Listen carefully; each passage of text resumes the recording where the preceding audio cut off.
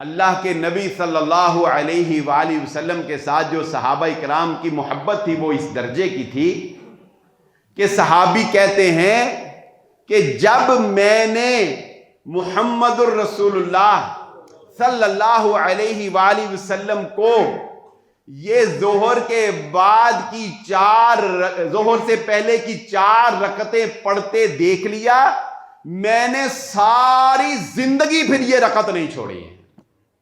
ایک دفعہ دیکھ لیا اللہ کے نبی صلی اللہ علیہ وسلم کو کرتے ہوئے، ساری زندگی پھر جتنے حدیث کے راوی ہیں وہ سارے کہتے ہیں ہم نے ایک دفعہ نبی صلی اللہ علیہ وسلم کو دیکھ لیا، ہم نے ساری زندگی پھر یہ کام نہیں چھوڑا ہے۔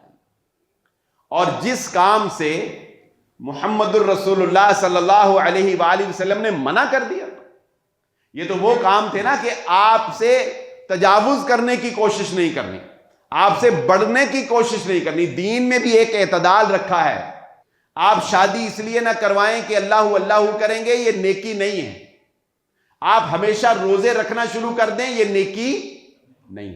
اللہ کے نبی صلی اللہ علیہ وسلم نے فرمایا تھا تم میں سے کوئی مجھ سے زیادہ نیک نہیں ہو سکتا۔